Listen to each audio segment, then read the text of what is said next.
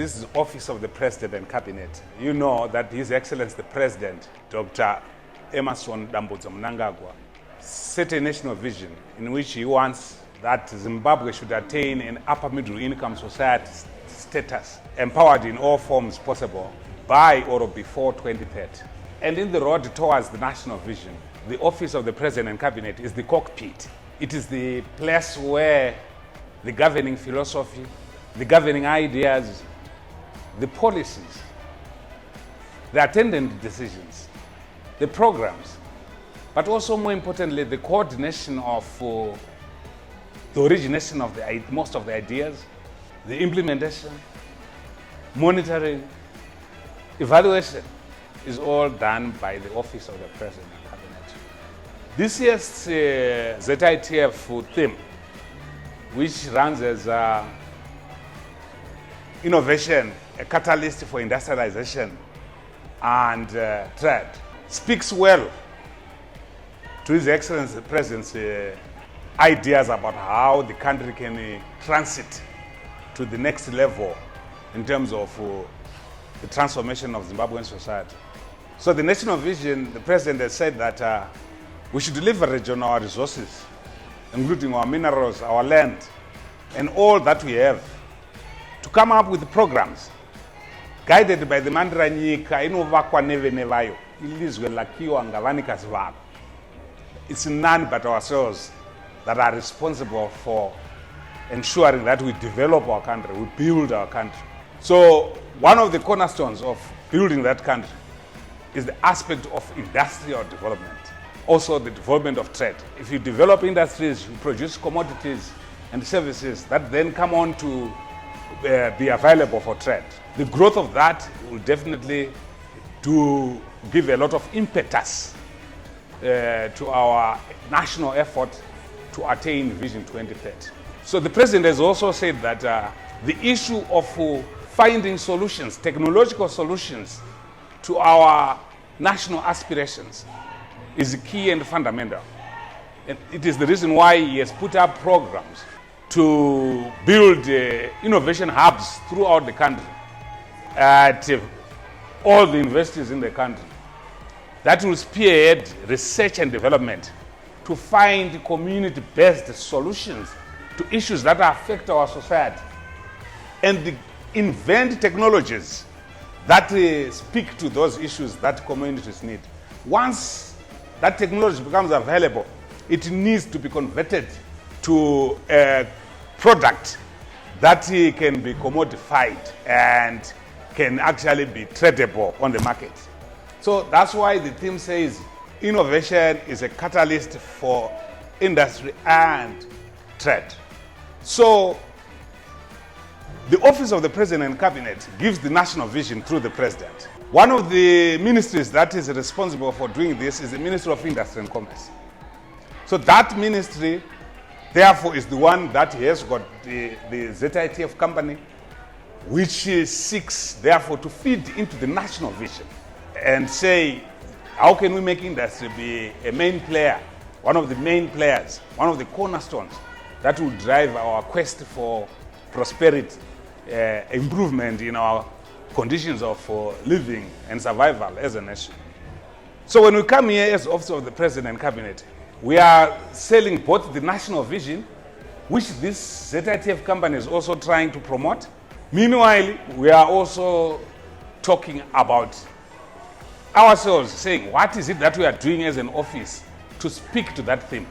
So it's mainly about the ideas that come from His Excellency the President, the Presidium, the Office of the President and Cabinet led by the Chief Secretary, in terms of the programs, the coordination efforts, the monitoring and the evaluation that is taking place. So it is under that we came here to exhibit at the ZITF.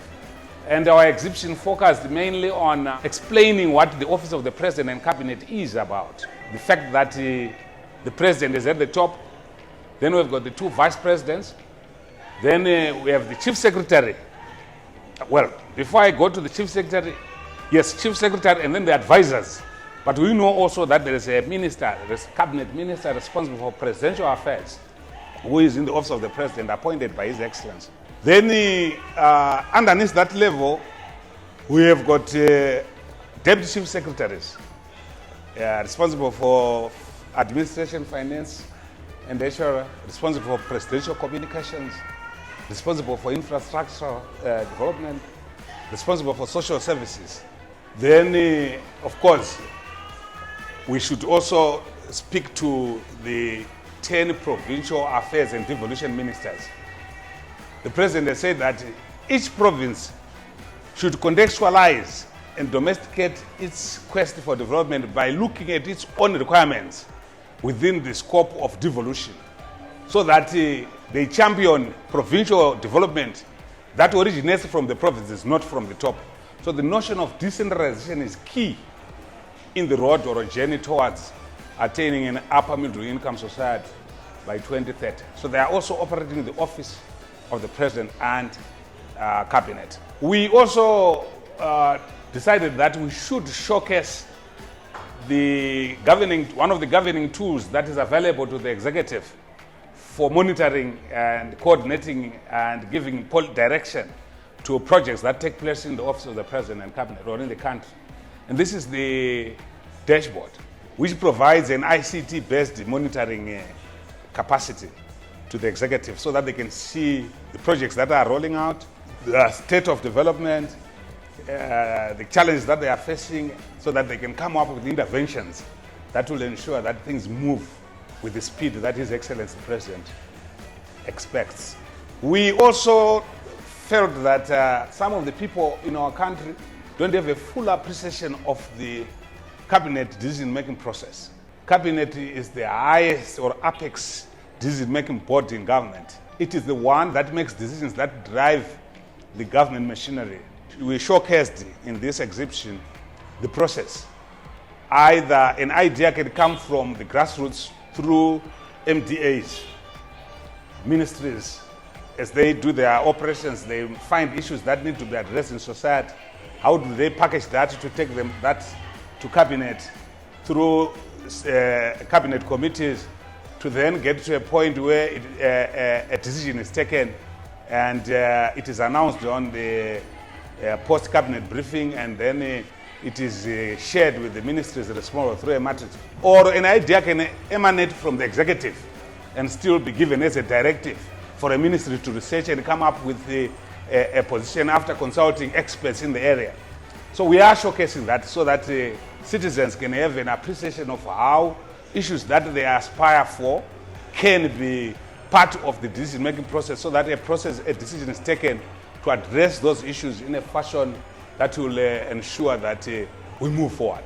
Then, of course, we have the Zimbabwe Investment and Development Authority, ZITF, which promotes investment and development under the OPC.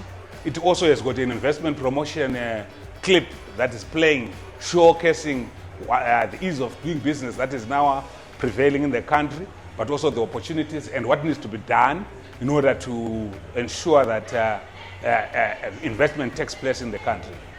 Then, of course, this year we felt that we have been giving out projects, listing them out, that are taking place around the country. But this time around, we decided that we are going to go out there and talk to beneficiaries of the projects that have taken place in the country under the Second Republic. So we get people talking about the impact of the construction of the Mutambudzi roundabout. Even now, before it is even completed, it is having an impact on society. The Manize project, it is already having an impact on the Mvuma, Mondoro, Chivu communities. The Beitbridge border post, it is having a serious impact around the Beitbridge, but also for the travelers. So we were targeting the human interest stories from people or communities that are feeling the impact of the projects that are being rolled out by the Second Republic. Those are the clips that we are showcasing on one of our main screens. Then, of course, we also decided that we need to showcase the major projects that are rolling out. So we just listed at least one major project per province, and we are listing this. But because we are the source of government policies in terms of origination, but also coordination of the processes of coming up with them, but also making them available. We put most of the policies that are available in Zimbabwe, we put them in QR codes so that citizens can just scan and get those and save them on their gadgets, in line with the idea of paperless society, digital paperless society, in which electronic manipulation of data is critical and important. So we have nearly all the policies that are available in Zimbabwe in electronic format, QR coded and available, and we are showcasing those. Then, of course, His Excellency the President, Dr. Emerson Mnangagwa, has said we should give young children an opportunity to study, even including those that are not so privileged and come up from families that might not afford fees for higher education. And well, not only higher education, there's BEAM at the lower level, and then at the higher level, he has put up a presidential scholarship program.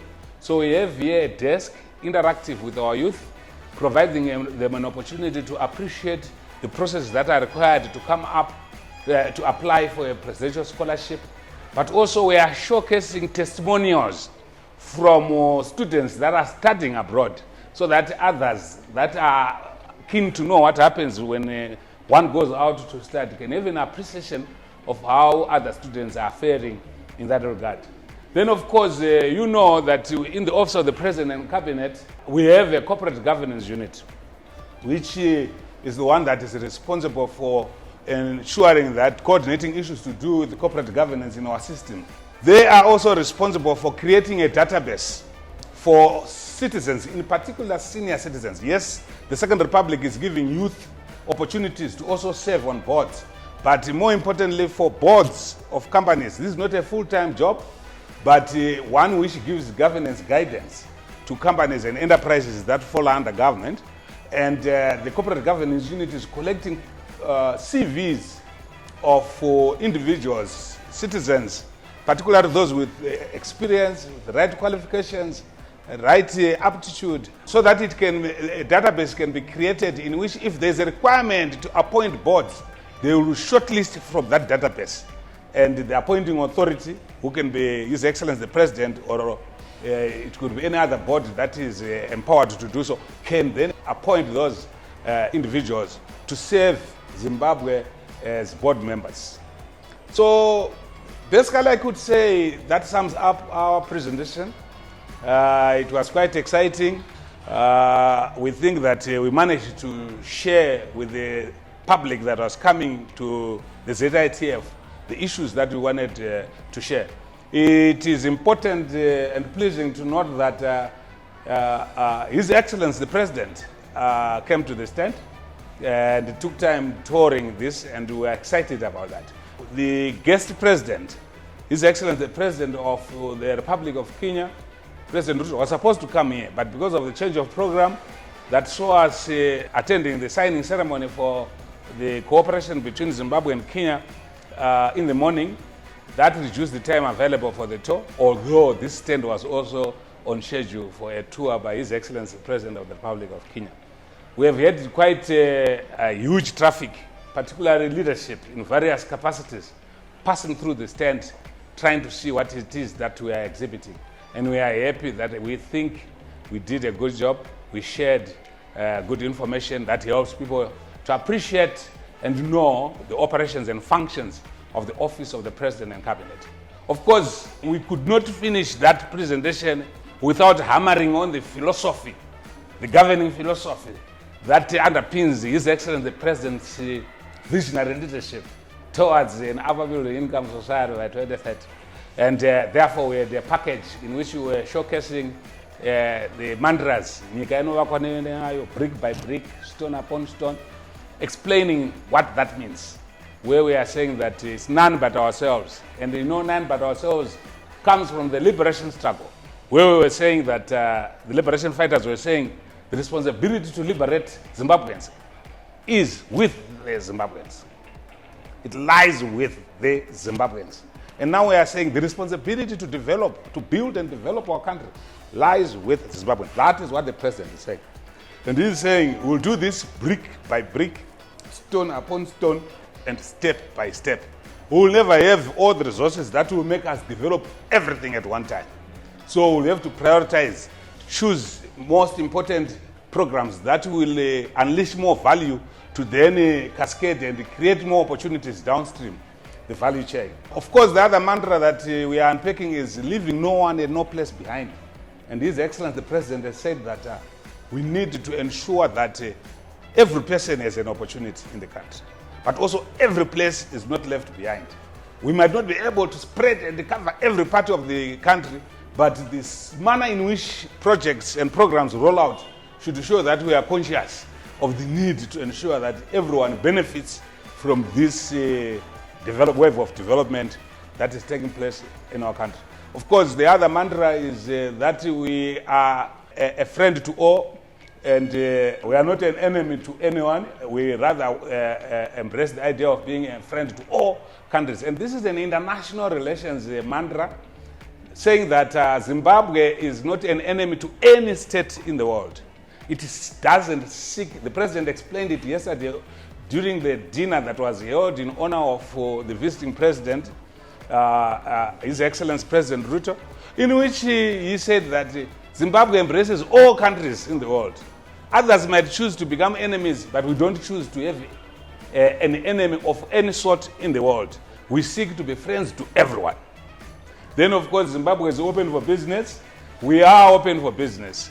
Zimbabwe has been carrying out a number of reforms to ensure that the country is amenable and creates and provides an enabling environment in which global capital can thrive. And the investments that are taking place in the country are testimony that definitely Zimbabwe is improving the investment climate so that those that want to work with us can come work with us. So Zimbabweans are also encouraged by His Excellency the President to ensure that they participate fully in the economy and take the opportunities that are there. If I can quote His Excellency the President, he says Zimbabweans should make money. Yes. But if there are foreigners that want to come and do win-win arrangements with us, Zimbabwe is open for business. Those opportunities are available for joint ventures that benefit both the Zimbabweans and those that also come in to join hands with us and do business. So we are unpacking all the mantras that His Excellency has given us, which form or constitute the core stuff of the governing ideas that drive how the OPC functions in coordinating and implementing and driving the government machinery in doing government business. Well, we are building the country. The main focus, exhibitions are good to showcase, but also to get everybody on board. But the main thrust is to do the actual work. So we are doing the actual work. We are doing various projects. The Second Republic is rolling out projects throughout the country. And we are on those, we are following those to make sure that they continue to the next leap. We expect that several major projects should be completed. Some are around 70% or so, like the Gwaishangan project. Mutambudzi project also is over 50%. It is good. We're moving towards completion. You know that there is quite a lot of roads that are being constructed, including the Harare-Chirundu. We are just finishing the Harare-Beit Bridge. So that is what the nation is moving on, and the OPC is moving forward in ensuring that it drives all those projects to fruition so that they trigger a greater value that comes out from which is unleashed. They will unleash greater potential because they will open new opportunities when they are completed. So yes, the issue is to continue to build Zimbabwe. Well, it's us Zimbabweans that can make Zimbabwe great. There's no one who will come and make this country great. So yes, every nation in the world has got challenges, but it is our collective responsibility as a nation to find solutions to those issues under the visionary leadership of His Excellency President Dr. Emmerson Mnangagwa, and ensure that we play a part in his drive to move this country to another level by 2030.